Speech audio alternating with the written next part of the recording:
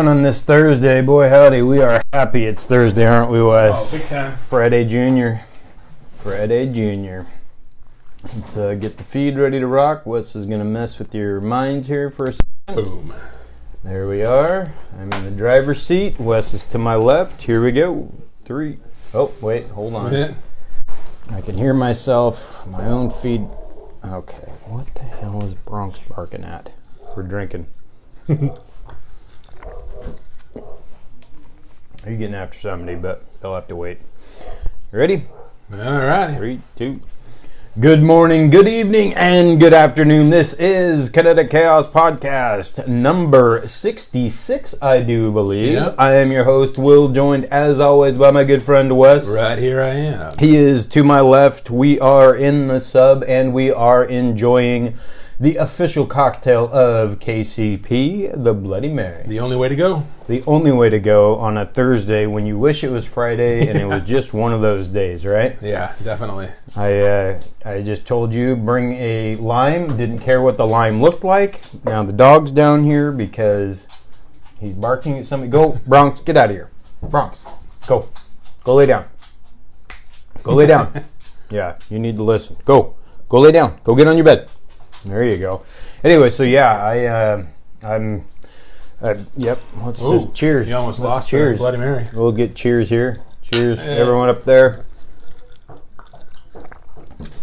That's good radio right there, kids. Absolutely. Well, I'm going to tell Wes something that I'm going to tell you guys as well. I haven't looked at our notes at all. Oh. So we're gonna see how this goes. You're going to have to stone cold number 4 because I'm leaving that one up to you. So that's your area. Oh, that's easy. Yeah. No, well, I still keep up on stuff. I just have not read the notes. So I did that actually a little bit on purpose.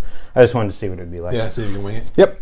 All right. Anyway, so, well, as always, we want to start with something good that happened to us since the last time we broadcast. And as everyone knows, or should know by now, we're going to one podcast a week for KCP because Monday I started the new real estate podcast. So Wes and I will be doing our thing on Thursday evenings for the time being, but then once we got the springtime rolling around a little bit, probably March-ish, we're going to go back to two per week for KCP because a little format change, that kind of stuff, and we just love what we do, especially when we get back outside. So anyway, what's something good that happened to you? For me, that would be I got a big promotion at work. Yes, you did. So I've been shooting for this for a while now. Something came open, so I put in for it, and I got it. So I officially start on Monday, although the last 2 days I've been doing some training. And pretty intense. A lot of reports, a lot of meetings. TCP? What was it? Wow. TPS. TPS. Wow, see, that's how shot my brain is. I had trouble coming up with an Office Space quote. So it's gonna be a big challenge, which I'm up to. I'm looking forward to that, learning a whole bunch of new stuff. And well, give us the rundown. What's your what will your area of expertise be now? Well, basically, instead of processing all the information that came in I'm now on the front end of it. That is, I'm downloading the data from our stuff that comes in from the different banks and formatting that and getting that into a spreadsheet and then reformatting it. There's some weird format anyway. Then pushing it out to the people. Okay, pushing it out. Yeah, exactly. So there's a whole lot of spreadsheets, a whole lot of formulas, a whole lot of numbers. Yeah, well, that's right up your alley. Yeah. That's probably a really good thing for you to be doing. Me, not so much. There was a microphone to talk into or a class to teach, I'd be really, really down with that. But me and spreadsheets are kind of like oil and water. I can do them. I just have no interest in them. Yeah.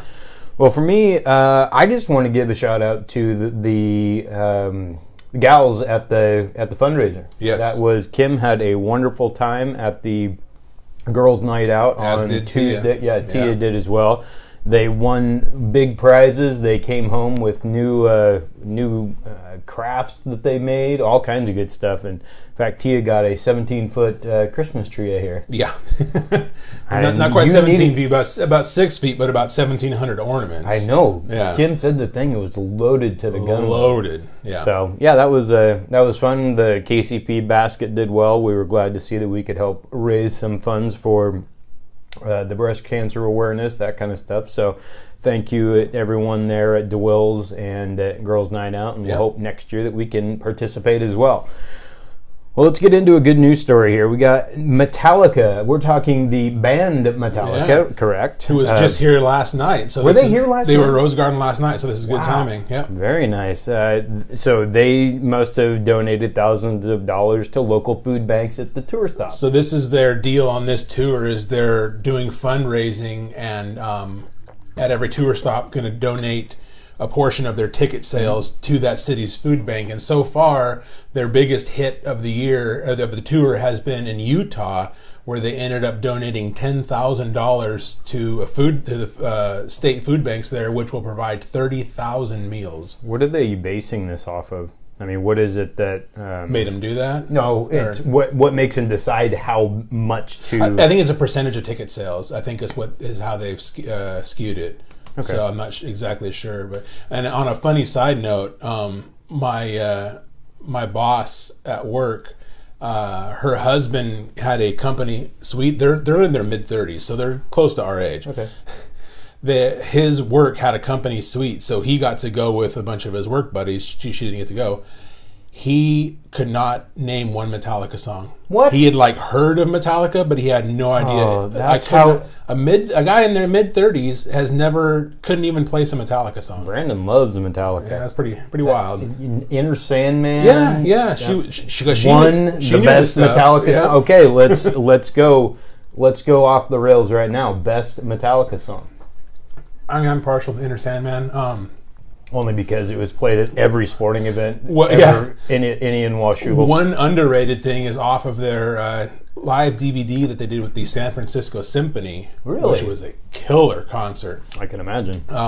Just literally an entire symphony orchestra behind them. It was just Lars still up there, just wailing away, just epic. Yeah, and they did a song called I believe it was new at that time. This was, I don't know, mid-2000s or something, called No Leaf Clover. Go lay down. Which was really good. No Leaf Clover, yeah. So kind of an off-the-wall obscure song, but it paired well with the orchestra, so it added extra life to the song, so it was really catchy. But I'm a big fan of Inner Sandman. It depends on if I'm going with their best song, what I think musically is their best song, I think One is. Yeah.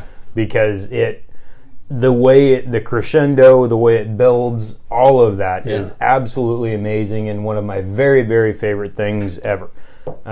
But if it's to get hype or something like that, either Inner Sandman or 2x4. Yep. Love 2x4. Just the cadence of 2x4 is absolutely wonderful. So I've never been to see them. I wonder if they've broken a hip yet. Anything, because they've got to be pushing their mid-50s by now. Oh, no, I would say close to 60 at least. Really? I would think 60, yeah. Wow. See, that's what's crazy is that now 60 really isn't that old. Because we're starting to see down on the horizon. Yeah, well, you haven't hit 40 yet. Yeah. But when you're on the downhill from 40, it gets scary.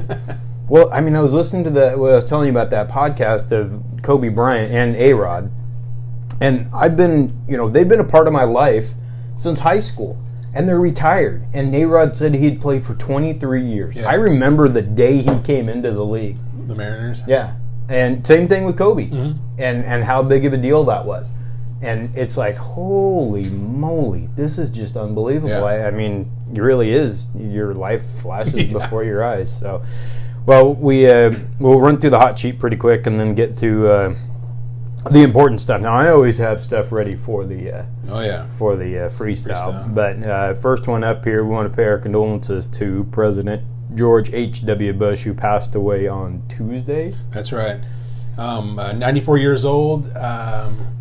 It was a tradition that has been going on, I think, since every president, since JFK, I believe, where they close the financial markets and a lot of federal stuff like the post office is a national day of mourning. So There was no financial activity or post office service yesterday. He was to lie in state at the Capitol Rotunda in D.C. for until yesterday, I believe. Then he flew his body back to Texas, had a service, and then did you see the train? I did. I Really followed the train for quite a bit today. So they had a locomotive engine painted like Air Force One. And it had the numbers were 4141. Yeah, it was really cool trivia. That was cool. Yeah.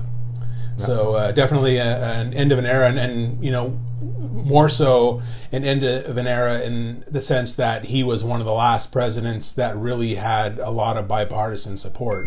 There was people on both sides that really liked. All my stuff's dinging. Sorry, kids. That both Republicans and Democrats got along well with him. He was well liked, and you don't really see that anymore in this day and age. So. Well, no, it's but social media has done that. Yeah. I mean, let's be honest. He was the head of the CIA. There's got to be some stuff in his closet that is not ones that we would want to talk about. Yeah. So, but yeah, that's it is neat to see the divides that are dropped for at least a day. Right. Although the media still tries to take it and still tries to spin it. Yeah. How BS that is drives me absolutely crazy. But all about the ratings. Well, yeah, but they're so bored because they have to fill 24 hours of content that they will just cook up anything. I mean, what was it yesterday? The way Michelle Obama looked at Trump or something. It's like, come on, people. You've got to have something else. Just because you have an HD camera doesn't mean that you have a license to do dumb stuff. Yep. So it's all of that kind of crap. And then the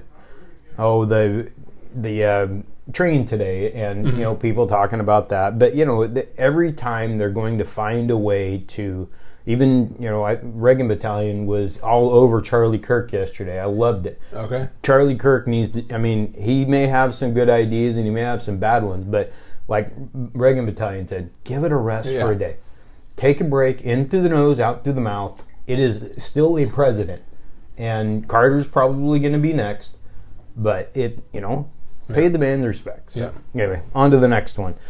France buckling to hooligans with I don't know, cheap fire or something. Yeah, this is kind of a follow-up. We talked about this last podcast with the taxes on fuel just going through the roof, and they've been rioting for over a week there now. And the thing that kicked off this rioting was the fact that they were going to add yet another tax on top of all the millions of fuel taxes they already have. They're going to throw another one on there. So they started rioting, and now President Macron has come out and said they're going to suspend the planned tax. They're not going to, kill it. They're just going to suspend it. And people always like to bang on Trump. The mainstream media likes to do that about his low approval ratings. Well, two things. It's now come up to the point he's even to Obama approval rating wise at their same point in their presidency, but just by comparison's sake, because media always made fun of Trump when its approvals was down like in the low 40s or something. Macron's approval rating is 23%, so he is not. You don't hear that. Yeah, exactly. You don't. All you hear about is because they're everyone wants us to be socialistic over here. So. And the notable thing about the rioters is that they're all wearing yellow vests. Have you seen that? Like I saw a little bit of like the flaggers that would be on wearing the yellow reflective safety vest. And the reason for that, it's kind of a little tongue-in-cheek shot at the government overreach, because it's the law in France. If you own a car, you must have a yellow safety vest in your car in case you break down. So it's kind of like having a life vest on a boat. Okay. So same thing. If you have a car, you must have a safety vest inside your car. So basically, to protest the stupid government overreach with that and the taxes, that's now become their calling card. Is they're all wearing these yellow vests that they're required to own. I really like that. Actually, it's pretty sweet. I think that was well done by them. So yeah, I like that. That's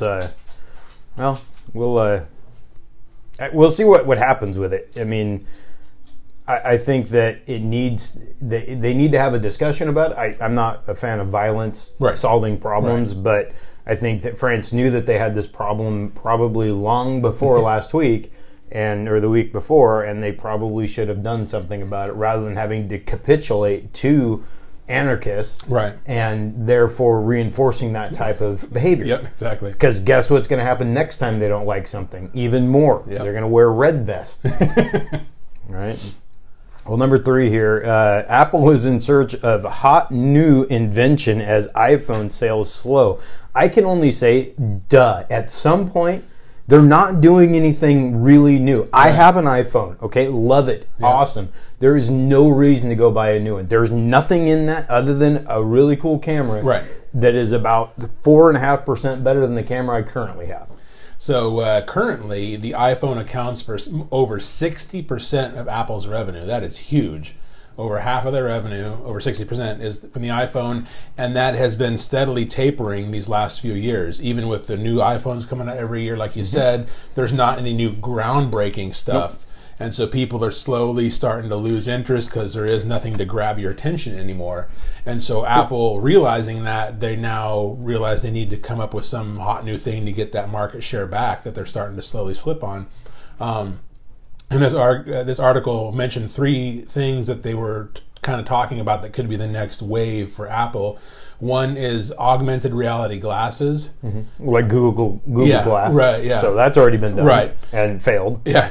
And then autonomous driving services. So Elon's already got that, and that's failing miserably. And then the last one is kind of weird, kind of a big departure from everything, is health services. I can so they see want that. to get into that game now with, like information delivery, that kind of thing. That stuff, and maybe even so far as the medical patient care kind of stuff, because we see that now with insurance companies combining with CVS pharmacies and stuff like that. So there's a lot of blurring of the lines now. So, well, they do need to. That's what the company's been built on, is innovation, and to keep up these insane amounts of profits that they need to generate.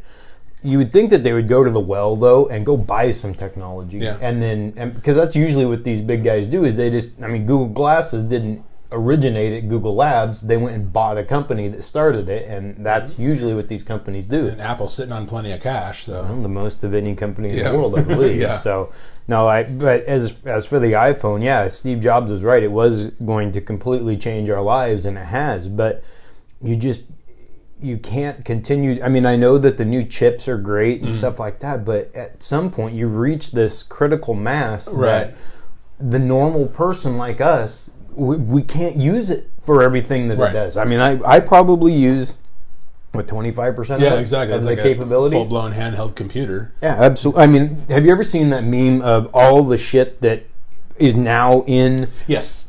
Yep. It's incredible how much is in there. And Brandon the other day, he goes to this white elephant party. He gets an answering machine, like the old school answering machine. I'm like, that is awesome. No one is going to know how to run that thing. What is that? It was great, because who has a home phone now? Yeah, no one, and because of this. Yep. And so anyway, it's I thought that was a classic white elephant gift. So. Anyway, number 4 here, market downturn on the horizon. I'll just go ahead and take this from here. Because I planned on that because I didn't even write any notes down for this, so I figured you'd roll with it. That's fine. I'm drinking. I have to go make me a new one, or I'll go making one. One of us will have to take a break here because I'm in the mood for a second. Anyway, so the real estate, the mortgage markets, the bond markets are what is really important in this example. So we've got the 3 and the 2 and the 5 year. No, the 3 and the 5 year. I'm trying to remember this off the top of my head. 3 and 5. Yeah, the 3 and the 5 year bond yields have inverted. So meaning, because usually you'll have on a shorter term bond, your interest rates will be lower than on a longer term because you don't know how long you're going to have that money out. Well, in this case, now they have inverted. The shorter term has a higher yield than the longer term one. The big deal with that is that the last 3 recessions that we've had have all been predicted by that. Now, the one we really get concerned about is the 10 and the 2. If those two invert, then usually the 3 and the 5 year is quite a ways out, a lot of months, like 23 and a half months or something is the average until from an inversion to a recession. With the 10 and the 2, much more imminent. I mean, like sometimes it's been days that we have a financial crisis that falls upon us. So, but we've had classes at work, we've had a lot of stuff going on, and it's out there, and people better start getting ready for it, because it is not going to be a good thing. We've got a lot of inventory out there that is going to be coming back on the market, because all of these crazy loan products that people took out, whether it's an ARM, all of that kind of stuff, when they reset, same thing that happened in the aughts, people are gonna be upside down. Yeah. So and everything that goes up has to come down. Yeah, exactly. If you think that it doesn't continue to cycle, then you're in the wrong game. Yeah. You're gonna there's a sucker born every day, and you're one of those people. So you've got to understand. But as long as you understand that and you prepare yourself for it, everyone can make money, as long as we're not greedy. One thing that kind of stood out to me just 2 days ago, I think, there's a house maybe a quarter mile, half a mile from our house, probably a quarter mile, that's being foreclosed. And I thought, whoa, I haven't seen that in that area in a long time, in 10 years since I've seen a foreclosure around there. So, well, the foreclosure is completely dried up for a long, long time. It's it's a different animal. But my guess all along has been 2020 is when things are really going to go down. But the word on the street has been, there's been a lot of talk of 2019. So as we move along from that, and you can tune into the Reality in Real Estate podcast, being on your own that's a different animal. A, I hadn't done it in a long time, and B, it's just you threw out your back from carrying the show. Yeah, right. Yeah. No, it's just talking to myself. I don't have a problem with it, but I'm so used to you and I doing it that I did have to go live though, because I tried to record it. No worky at all. I don't know what it is. It's weird. So, well, number 5, Clinton's speaking tour bombs. Scalpers selling tickets for the same price as a fast food value. Sometimes I love your headlines. Headlines. Yeah. So this is pretty interesting. This is a Hillary and Bill combo tour. It's the both of them are out. It's kind of like Jay-Z and Beyonce. Yeah, there you go. Except for white old and people. They don't rap. Yeah. Oh, they rap. Yeah, that's true. Hey, Jennifer. So they're doing a speaking tour throughout the U.S. and Canada. And as the headline showed, it's not doing well at all. There's even been a couple pretty left-leaning journalists that have written about how bad it is. They've actually bought a ticket and gone to the event and talked about how bad it was. The big name would be Maureen Dowd of the New York Times, who's their top opinion writer and quite left-leaning. Yes. Yeah. She spent $157, I think, on a ticket and saw them. And she said the first bad sign when she walked in, or just before the deal was to start, is they were in a 19,000 seat arena, and the facilities people kept closing off sections and moving people towards the stage. The quintessential sign that, maybe things didn't go. But you would think that they had that figured out before they opened it up. Like exactly. They knew that all those tickets didn't sell. So she said she actually took her seat, and like 10 or 15 minutes before it was supposed to start, they had ushers come through and tell everybody, go ahead and move on up.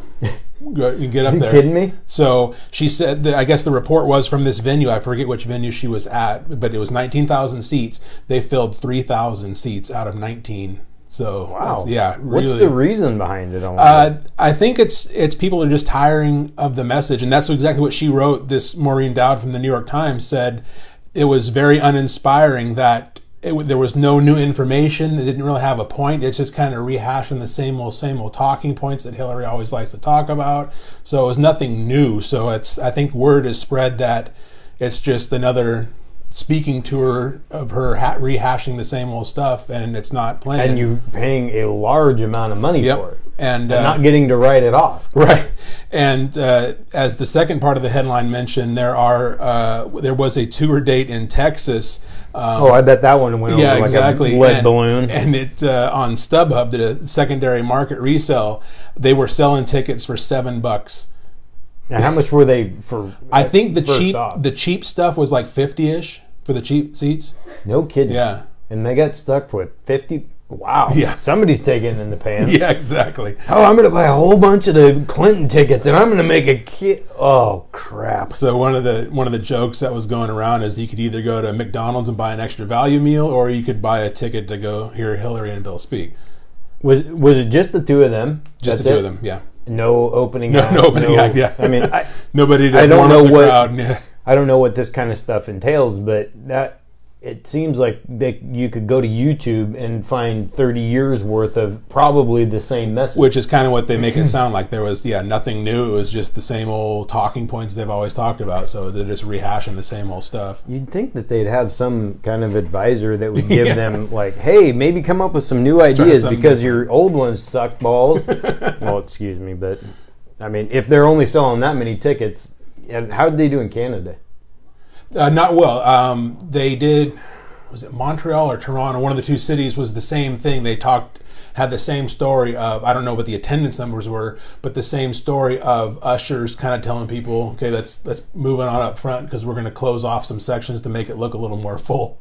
That's crazy. but I can't. I mean, we were so tired of the political machine that we just finished dealing with. Right. Even though they're 2 years removed from the presidential, election, you still get this constant in your face with politics. Whether it's the Clintons or whoever it is, and so you just want a break, and to have to go pay that kind of money. Yeah. No way. And I think they had like the VIP seats where you could actually do the old backstage and meet and greet afterwards. You got some barbecue with it.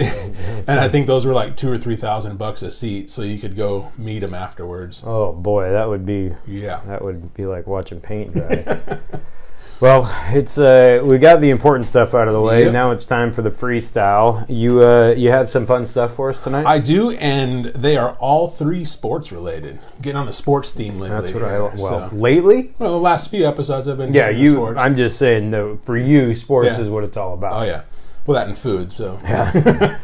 So my first one is discussing the hot button issue that in the NFL right now, the old all the domestic violence stuff. The big thing, obviously, that has come about more recently is Kareem Hunt and him getting cut by the Chiefs after the video came to light. But more importantly, the topic I wanted to touch on is the Redskins signing Reuben Foster, who the Niners had cut. He's been arrested 3 times, including one for domestic violence, and the Redskins sign him. And it's just, to me, after the NFL spent basically all last year in the wake of the Ray Rice issue preaching that they were going to crack down on domestic violence and have zero tolerance and all this lip service that they Bullshit. did. Yeah, all this stuff. Bullshit. And then here we go.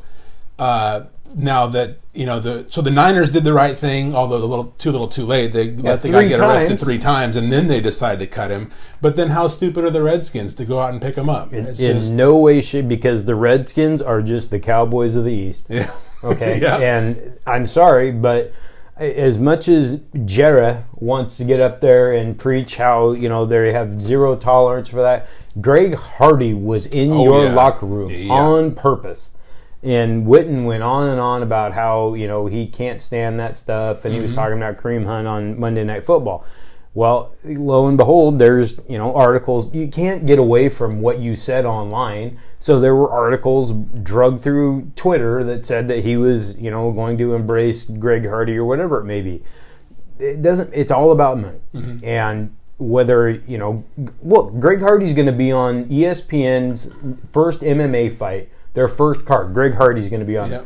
Now, ESPN had an issue with the Pardon My Take guys, and Barstool is Barstool, but they broke away from them because they said some things, right? ESPN is in the business with Greg Hardy now, and they're paying him, or he's making money off of them, but he actually went out and did the bad things, and the Barstool guys just talked about it. I mean, they're goofballs. You got to understand the context of it. Right, and exactly. Anyway, so it's, but whether it's Kareem Hunt, Greg Hardy, Reuben Foster, I mean, to your point, incredibly stupid. I mean, you have to just. But Daniel Snyder, in no way, shape, or form does it surprise me that he would do this. It doesn't, but I think it more accurately reflects in a negative light, that is, on the league itself. Because if the league really wanted to be zero tolerance and crack down on this stuff, they would be suspending these guys, they would be barring them from the league and not even allowing them to be signed by these teams. So I think it's a weakness starting at the top, at the commissioner's office, not doing more to combat it after they said that was going to be their main focus. The big thing is I mean, okay, we had Ray Caruth, we had Leonard Little. He killed somebody, convicted, drunk driver, ended up playing the defensive end for the St. Louis Cardinals. There is a history of these guys. Now, I don't believe that you can throw the book at them before the legal process has taken its course. But you need to be in lockstep with the law. And, I mean, I know that there's the second chances and stuff like that, but every one of the things that we've talked about here are above and beyond that. We're talking 3 arrests. We're talking, video of it. That kind of stuff. And you talked about the lack of adjudication before making a decision, and that's great. And the NFL came up with something to kind of deal with that, because that's the commissioner's exempt list. So you can get somebody on that list, and they are temporarily / indefinitely suspended until the legal process has been adjudicated. So why would Reuben? And that's what they did with Kareem Hunt, and then like an hour later, the Chiefs cut him anyway. But why wasn't something like that done with a Reuben Foster? So because this happened just recently, and this is after you had said, at being the league, that you're going to crack down on this. So why wasn't Reuben Foster on the exempt list pending some sort of litigation? So it's just a big mess. And then, go ahead. Well, I was just going to say, the main thing is, this is a group of people that has an influence on young men, and they need to show these young men, just like fathers need to show their sons, that there is never an excuse to put a hand on a woman, ever. And I don't care if you have money, if it was an accident, whatever it was, you were in a fit of rage, then you have issues that you need to deal with. Now, I mean, everyone makes mistakes and stuff like that. So, even to the Ray Rice situation, I don't know what the answer to that is, because, if you honestly ask me, I think Ray Rice was contrite. I mean, I do think that he made a mistake, and I could see, maybe giving him a second look, possibly, but I don't know. It's just one of those things where you're so concerned about what the young people come. I mean, this is something that really bugged me, and I could use this in crunch time, but yesterday I was at Derek's wrestling match, and there was a 13, 14-year-old kid, he's in 7th or 8th grade, so probably 12 or 13, and he's got a Chris Brown shirt on. And I'm like, oh my goodness. Okay, the kid probably really doesn't understand the full context of it, but I'm like, how do you as a mother let your son walk around in a t-shirt that supports Chris Brown? I mean, and what he's done to women. I mean, look at just Google what he's done to Rihanna. Yeah. Let alone all the other crazy shit he's done. Yeah. And to let a young man walk around with that is just, and then you wonder why society takes a step to the side and lets this stuff go by. I mean, there's no shortage of Cowboy fans, because Greg Hardy got signed. They're the most valuable franchise in the world. Yep. At $5 billion. What were you going to say? I forgot what it was now. Uh-oh. Can't remember, but yeah, that's okay. We can move on to the next one. No, if it comes to me, maybe I'll drop it back in. So. Well, I could go on and on about that, just because it drives me crazy that we pick and choose. Going back to Ray Lewis, all of those kinds of things. Or Kobe. There's a lot of instances where you get the he said, she said stuff. You don't know how it ended up, what the real truth is, anything like that. So I remembered what it was that I was going to say. It's kind of what you're saying, the not getting all sides of the story or whatever, is that the report now has come out, and it's going to be interesting to see if there's any validity to it, that the NFL never interviewed, and switching topics now, not Reuben Foster, we're talking Kareem Hunt. The NFL never interviewed Kareem Hunt after the incident in February. Why? They let the Chiefs interview him and get Chiefs, sat down and got his side of things. They got a statement from him, but the league never stepped in to interview him. And so again, what kind of message does that send? During the last offseason, you said you're going to crack down on domestic violence, and here you have a report during the offseason of an issue happening, and you don't even interview the guy. Yeah, it's just incredible. There's this incredible divide between common sense and money, it seems like, when it comes to this stuff. And so I just wish that we could find a way to make money not the driving factor behind what these leagues are doing, these players are doing, all of it. But we can't. I mean, I live in a crazy world to think that could ever happen. Right. That it's not going to happen. So, well, we're going to talk about something a little more fun. All right. Food. My other ones are fun. That was my serious your serious topic. one. Okay, I got two lighthearted ones after good, that. because I want to talk about Christmas coming up, and I want to talk about because we did this with Thanksgiving, but Christmas and Thanksgiving, in my opinion, are two different meals. Okay, so I want to go over. We're going to start with our top 3 Christmas meals. We did that with Thanksgiving, but Thanksgiving is always so turkey-centric, although you did say that you're a man of the ham. Yeah, which... You like to press ham. which goes right into the Christmas thing here. Exactly, but this is what I say. I say that the only way that you call it a true Christmas dinner is if there is a standing rib roast involved. Yeah. What say you? It's been a long time since I've had one. Really? We just go the you go ham style? Yeah, the spiral cut ham. Come on, man. That's fine. That's a good side, but this is the Cadillac of holidays. You got to go big. A little life hack for you on side tangent with the rib roast. Alton Brown did a thing saying if you don't have any string to tie up make it a crown, you stick it in the bunt pan to hold its shape. Okay.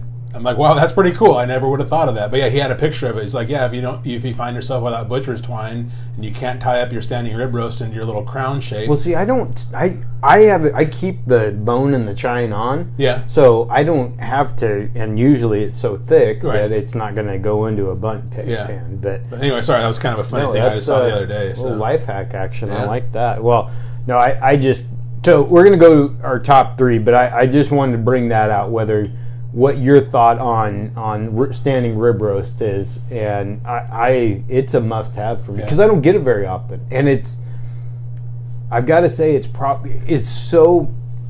do so many different things. Turkey, you can do a lot of things with, but you actually enjoy what you can do with the standing rib roast because if you cook it correctly, you get the meal, okay, and then you get the bones, and then you get the roast beef the next day to make the French dips with. There you go. Okay. Then you're making the beef broth with the bones that you already chewed on. I mean, you're boiling it. It's killed everything. Okay. So then you're taking that beef broth and you've got the bouillon for soups, for au jus, whatever it may be. So I've got to think that the standing rib roast may be the most versatile, the A-team of all main dishes, holiday main dishes. Yeah, and Jeremy had to fire that comment in there now. That's got me thinking I could go for a big old massive prime rib. Hell yeah. Just, cut a slab off of that and just have it bleeding all over the plate. Man. Well, yeah, you've got to go. Okay, so what temperature are you looking for? I'm not good with the numbers off the top of my head. I'm just 132 to 136. I was thinking 135 in my head. So you want to pull it out at 132, depending on how you're cooking it. 132, and then let it. But big old nice thick slab of that, and just mooing all over. Now, what about horseradish? Oh yeah, give me the horsey. Now, do you want the legit horse though? Yeah, the stuff that clears your sinuses. See, I like the beaver creamy horseradish. I'm just like my dad liked that stuff, and it's got a little bit of the ass kick to it, but it doesn't just feel like Mike Tyson. Now, what I like, because we've got the straight like creamed horseradish, which is like 100% horseradish, that'll just knock you out. But I think it's Silver Spring. It's like a competitor to Beaver. They do a creamy horseradish sauce, but it's heavy on the horseradish, so it's still they don't dumb it down very much. It's still really potent, but they add enough mayo in there to make it creamy, but it's still massive heat coming through. I really like the way they do it. Do you want some jus with it though? Oh yeah, yeah. So do I. And I mean, we had French dips the other night for dinner, and in fact, I wished I would have put some horseradish on the sandwich, because that takes it over the top. The first time I was always so afraid, because my dad was such a huge. He would fly down here from Alaska. Because my stepmom worked for Alaska Airlines, he would literally fly down here. It cost him $30 or something to load up on like beaver horseradish and all that kind of stuff. It was crazy, because then he'd fly back to Anchorage and have his stash. But it took me forever to figure out that I actually like it. Hold on. Jennifer, nicely done. Well, now, exactly. But the kids, that's who gets the ham. The kids don't get. You can't be at the adult table or at the kid table and be thinking you're going to be pulling off the prime rib, because you can get that. You can actually get true prime rib at Costco. So now let's roll into some side. Are you going to talk about sides? Yeah, let's go. Let's do what we want. I got to have a potato dish. Okay. With that. Well, no, but I say mash is Thanksgiving. I got to change it up for Christmas. Really? So I like scallop taters. Or the other thing would be like a twice baked potato. Oh, now see, Kim is a twice baked fanatic. Yeah. And what's funny is, and I love twice baked potatoes, like potato skins and that kind of stuff. So I love that. Derek, for some reason, can't stand it. He complains every time. I have no idea why. I don't know why he does. So she makes those, and every time she's making potatoes. She's not making twice baked. She's like, "Are you serious? What's wrong with like sour cream and cream cheese, or all that good cheese stuff? And bacon and whatever else?" Yeah, exactly. Yeah. You can't go wrong with it. So, no, I love mashed potatoes and gravy. So for me, I'm all about those at any time, really. But the standing rib roast is so like it has to be there that I guess I just want the mashed potatoes. I don't really care about. I love au gratin potatoes and scalloped and all that, but you have to make them. If I'm going to eat them, I can't use the flour to make like a roux and thicken them. So we use cornstarch, but the cornstarch takes something away from it, in my opinion. Cornstarch is great for making like. Sausage gravy and stuff like that. I mean, so I can make that gluten-free. But when it comes to the, what I want for my mashed potatoes, the gravy that we get from Safeway is pretty good. But there is no better gravy than KFC. I'm sorry. KFC gravy is the greatest gravy on earth. Good gravy? Oh, it is great gravy. And it is not the Bloody Mary talking. It is me saying that that's the greatest gravy ever. I could swim in that shit. Well, Tia thought I was nuts at Thanksgiving. I'm like, I like all the homemade stuff, but the same thing, I think you said it too. I like all the homemade stuff, but for gravy, give me it out of the jar. Yeah, it doesn't have to be anything fancy. Yeah. I like it better than the homemade stuff. The homemade's got a bunch of chunks of shit. Well, and then it's always seems to me like no matter who makes the homemade stuff, it's always super runny. Yeah, no, I don't. I want to have some gravy. thick. Yeah. Well, because when you get the mashed taters going or the taters, do you do the crater? In there? Oh yeah, you got to So you fill it up, and then you if you do it like you do it family style or in the kitchen or something, you don't spill out of the crater. You're like, it's kind of like lava, and you don't want it to go all over the place, because then it gets into your salad. And because usually with mashed potatoes we serve it with a ladle, so I get in there with the scoop the mashed taters and dump it, and then I press the ladle down to make the crater. Oh, perfect. And then you just got yourself another littler ladle with the littler ladle with the gravy, and then you dump it in there and fill the crater. Yeah. Yes, fill the crater. Good job. That's yeah. I'm glad we broke down the way we like our taters and gravy. That's right. That's really good. That's good fun for everyone watching. They were wondering what Will and Wes were like. How do they like their mashed taters and gravy with their standing rib roast? So we got that covered. What's next up for you on the freestyle? Next one, we'll go back to sports, and that just to touch on the college football playoffs. Now that we have the selection Sunday happening. I'm an aider. Yeah, me too. Yeah, we talked about that last time, so I'm going to kind of go. I'm not a hater. I'm an aider as well. So our matchups are number 1 Alabama versus number 4 Oklahoma, and then number 2 Clemson versus number 3 Notre Dame. And then just if there were to be 8 teams in the playoffs, I wrote the other guys down. Number 4 is Georgia. Number 5 is Georgia. Number 6 is Ohio State. 7 was Michigan, and 8 was Central Florida. So I absolutely think that, because I think Central 1-8, I think Central Florida and Alabama would be a kick in the ass to watch. Yep. I think that Clemson that would give you Clemson, Michigan if it was to be a field of 8, it would leave you with Clemson, Michigan. You had Michigan at 7? No, I didn't. They do. At 7? Yeah, that was the final rankings. Michigan was 7. What was Ohio State? 5? 6. Why? Ohio State boat raced them. Yeah. What do you think about Urban? I mean, he's bailing. Yeah. Yeah. Do you think? I mean, what do you think? I am all over the 8. I mean, we can mingle these, but I mean, do you think he'll coach again? I think he's pulling a Pete Carroll and get out before the hammer drops, and he'll let the smoke clear a little bit. Then he'll come back. Yep. And all under the guise of the losing headache and it plays perfectly. Yeah. The man is a master, as many of these guys are, at manipulation. Oh yeah. I mean, they have to be. They're taking 85 to 90, 17, 18 to 22-year-old guys, and they've got to get them to do some of the craziest shit on earth. Bash your head into that other dude. Okay, you have to be able to manipulate these guys, and they do the same thing to us. Yeah. And he's standing on the sideline, and if they're losing, all of a sudden they're winning. He's just right back up. He's fired up. But so he's napalmed the whole program. He's running out the back door as the building burns down, and then he'll come back in a couple of years. I think 2-3 years. Who's number 4?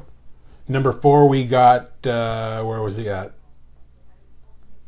Oklahoma. Sorry. 4 is Oklahoma. So that's in today's. That was the final match when they announced last Sunday what the playoff matchups were. That locked in the final numbers. So I wrote down 1 through 8. So Alabama and Oklahoma are playing in the first series, right? And you know what? Clemson, I'm going to give. I bet you the line's going to be like 13 points on that for Bama. Yeah. I would take a healthy chunk of Kyler Murray. I don't think that Bama has seen a dynamic athlete like him yet. Now their defense is garbage. And Jalen has proven that he can come out there and he can chuck the ball around. But they haven't seen anyone like Kyler Murray. Yep. And I mean, I love the kid. He's awesome. And he's already got his money. He signed a $4.6 million contract with the A's, who are going to be coming to Portland here pretty soon. So that'll be pretty... Hey, we can become Kyler Murray fans, although I'll never get rid of my Yankees. But so if we were to pair it off, if it were a field of 8, it would be number 1 Alabama versus number 8 UCF. We talked about that. It would be number 2 Clemson versus number 7 Michigan. We'd have number 3... I think Michigan actually has a shot in that game too.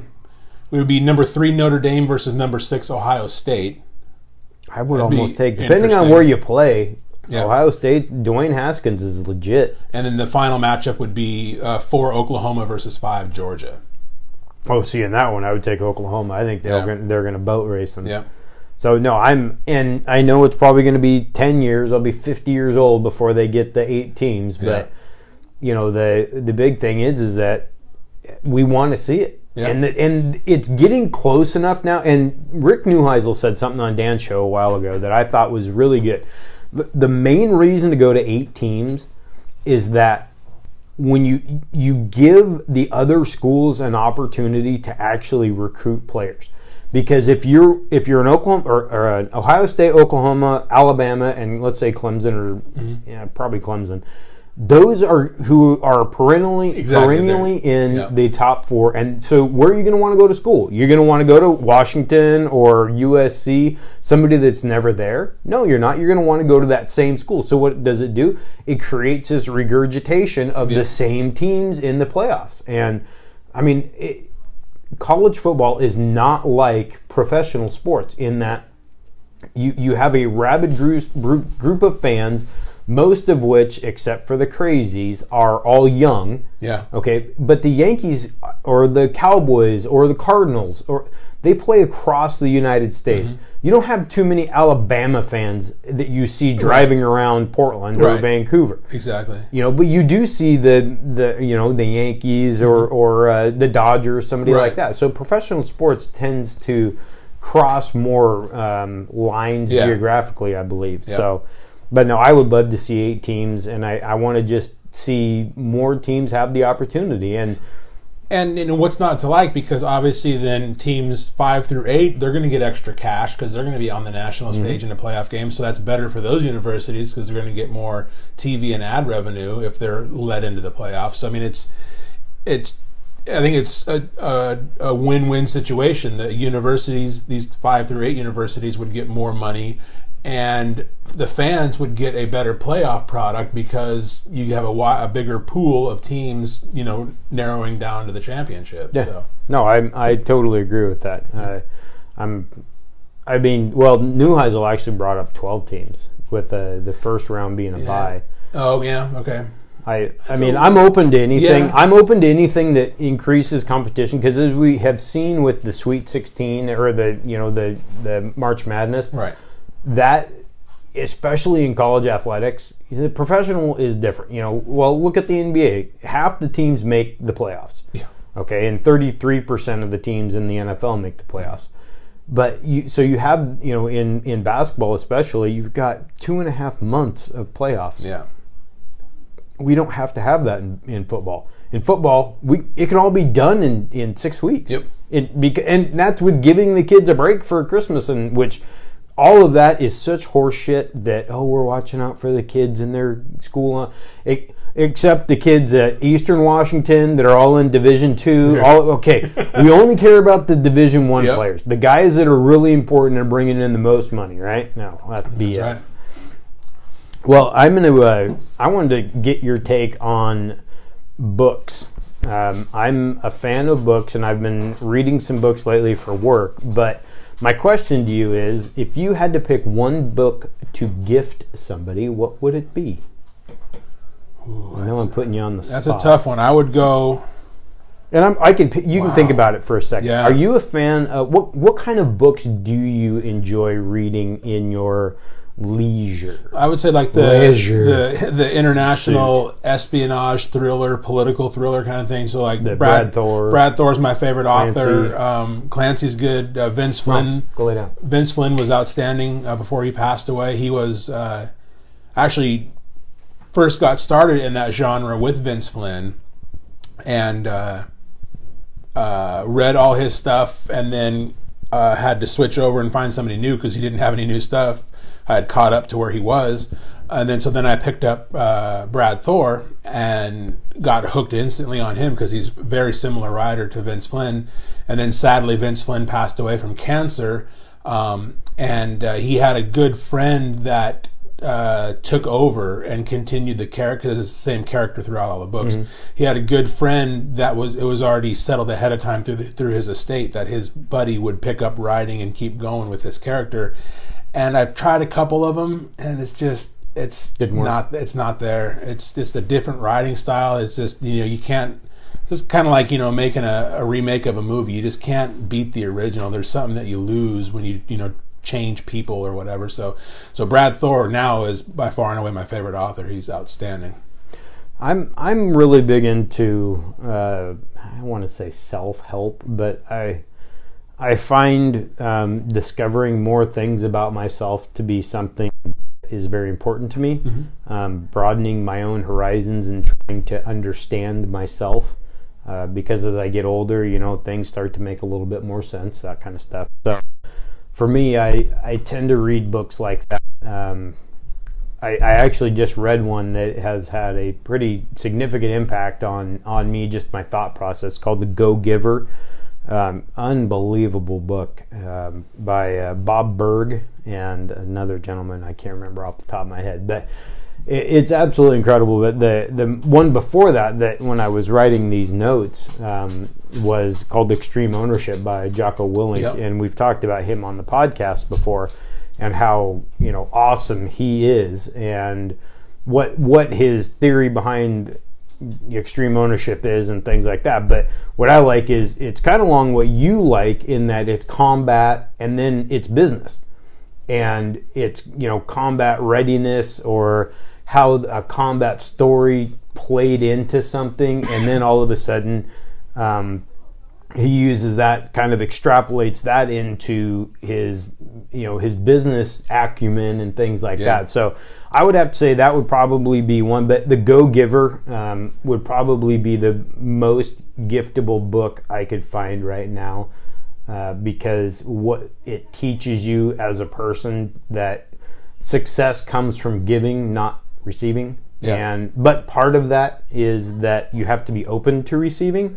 We've actually talked on the group text about that, how important it is to be open to receiving things from people, because when you have given so much, you must expect that you're going to receive. That's part of the deal. Right. I mean, you don't expect it. You never give out of strictly obligation. Right. That's how I say it. You give out of the goodness of your heart, but people want to give back to you, and you do that. And so it's important to keep that that mindset open, and it can be difficult. But anyway, it's called The Go-Giver. I'll put the links to this. You text me the favorite Brad Thor book that you've got. And I'd say the way to start off with him is, because he's like Vince Flynn, although you don't have to read them in order. It's the same character throughout all the books, with the exception of one. He wrote like a one-off book that didn't have the same character, but all the other books have the same character. But what is cool to the person that just wants to come in and check it out is you don't have to go in order. Oh, okay. So it's not kind of not nice. Like a series. It's not a series book, but it is the same character. And there are some very minor details that carry through from one book to the next. But if you jump in the middle, you're not missing anything. You're not losing out on anything at all. Because I would actually I haven't read much for pleasure in that sense, and I'd like to get back to it a little bit. But there has been so many.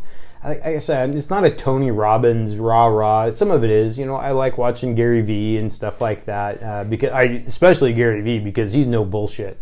I mean, that guy is like, he's legit, in my opinion. Everyone can call it what they want, but I think what he's saying is true. You can't value, the Joneses and that kind of stuff, how important that is in life, and not finding happiness in things, if you will. It's about experiences and whatnot. Anyway, so I really enjoy that part of Gary.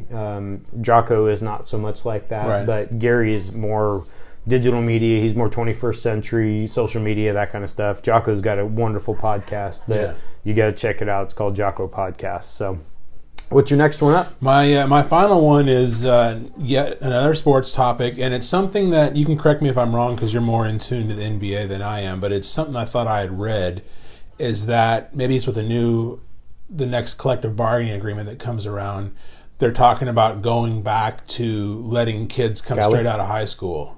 And not doing away with the general, one and done thing. I think all of that is horse pucky. Yeah. No one should be stopped. If you can go work at McDonald's at 16, right, why does the NBA get to tell you can't come work here at 19? Right. It's if we truly are a free market, which we're supposed to be, and the NFL and the NCAA, the fact that they aren't brought up on antitrust charges is the most asinine thing I've ever heard in my life. It's BS. They are colluding to keep kids out of the NFL so that the NCAA and Mark Emmert can continue to make their money. And even more so I would say, if you're going to do it one or the other, it's better to at least go the college football route versus the one and done of the college basketball route, because that, to me, really cheapens the college basketball product. Is you've got these superstars that come into college, graduate high school, look at come Zion into college, Williamson. and 100% they're one and done, and it just, what's the point? Well, I understand that they have other opportunities. They can go to Europe, they can go to Mexico, they can go to China. I don't give a damn. Okay, they should not have to leave their home country to play the game that God gave them the talent and somebody gave them the impetus to work hard to play. Yeah. Okay. But Zion Williamson, it should not be playing kids that are 19 years old. He needs to be playing LeBron James. And that's because you're stunting his growth. Mm-hmm. All for your own money. All so that Calipari and Coach K and all of them can get W's. I mean, because that's all Calipari does. Yep. He knows and he owns it. I'll give him that. At least he owns it. He says, hey, they're coming here. And guess what? My athletes are worth over $1 billion. He doesn't make the rules. He just plays by them. Exactly, yeah. So I don't fault him. And to some extent, playing devil's advocate, I can kind of understand the NFL's thing behind it, because the NFL, the guys are so big and so fast. It's a different, physical-wise, it's a different sport than football. So taking an 18-year-old kid out of high school and having him play offensive tackle versus a D-end who's 6'5" and 340 and can run like a 4.4 40, he's going to get just steamrolled every play. So I can kind of see but then the reason kid stays in college. Right. That's what I mean. That's what it's about. And if you take your shot and you miss, that's on you. Yeah. Freddie Adu is 14 years old when he signed in MLS. Yep. Okay. Shout out Portland. Not a big soccer fan, but I got to give Portland props. They're playing in the championship this weekend, so go Timbers. But so if they can do that, or if you're a professional tennis player, I mean, look at these tennis players. They're 15, 16 years old. They're playing at the French Open. They're playing at Roland Garros. I mean, to what you're saying, sorry, I get really fired up about this. To what you're saying, the market dictates where the kids go. Right. I mean, what do the kids do now? They put feelers out to say, hey, do I have a shot at making the pros? If I don't, guess what? I'm going to stay in school. Well, that's what you do. You just do it in high school. Do I have a shot at making the Cincinnati Bungles? No, you don't? Okay, guess what? Go sign with Penn State. Yep. Go hone your craft just like everyone else does. College is not going anywhere. Right. But there are just sometimes, and my biggest thing is there's no kid that can walk out of high school, I don't think, and go from Washougal High School to the Cleveland Browns. Yeah. I don't think that can happen. Yeah, I don't think it doesn't translate like the other sports, like the NBA, baseball. All those I can see translating from high school to the professional level, but I think football's a different animal. I just think that there shouldn't be a cap on it. Yeah, true. That's my issue. Yeah. Is that there should not be a rule. The market should dictate what happens. And because they're not allowing that, I think that that's horsepucky. Yeah. I'm just wondering, obviously, they're doing it under the guise as they're protecting the kids from themselves. No one gives a damn about any of these athletes. They don't. Oh, yeah. But in terms of football, like you're saying, the one kid coming out of high school takes his shot and he gets lit, and at 19 he's done, and then he's got nothing to fall back on. Versus, not to say that they're, the college athletes are in college and they're learning a whole lot. No, yeah, exactly. So, I mean, they're all taking human relations classes, okay, or communication. Yeah, and they're going to class. Some of them, yes, they take advantage of it, and there's that type of student that. I mean, look at Stanford. You still have to be an incredibly smart person, and you have to be good at football. Yeah. But you have, 3 universities in the United States that you can play on a national platform and have the prestige of the school you play for, and that's Notre Dame, that's Stanford, and maybe like Vanderbilt or somebody like that. But I wouldn't even say they're not. Vandy's not exactly front line, but obviously Stanford and Notre Dame. But it's, to me, that is another side tangent here. That's another thing that has always intrigued me, is a school with just impeccable academic standards like Stanford and Notre Dame, how they can field a championship caliber football team with those high academic standards, it's interesting that they can make those but mesh. But you have to also understand that you have the ability to pull, between the two teams, you're looking at 200 kids out of the entire country. Right. Yes, there are going to be people that want to go to Harvard or Columbia or wherever, and they have no hopes of going to the NFL. You have a legit shot. If you go to Notre Dame, you have a legitimate shot to go to the NFL.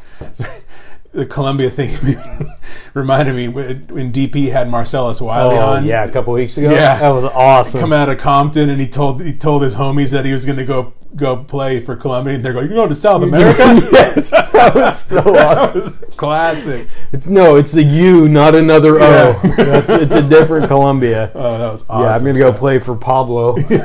Pablo's my head coach. Well, with that, I think it about wraps us up here. Yeah. What do you think? I think so. Sounds good. Well, this has been Kinetic Chaos Podcast number 66. Keep an eye out for other podcasts dropping. Things have been a little bit fluid lately because of schedules and life, but we'll always have something for you, we promise. We hope you're enjoying everything. Have a wonderful weekend coming up, and we will talk to you soon. See you later. We gone. Facebook. Thanks for tuning in. Bid you adieu. I'll go on this. Take this off. Oh. Thanks for tuning in to you right at the very end. Yeah. You missed me embarrassing myself. So. See you guys later. Thanks for watching.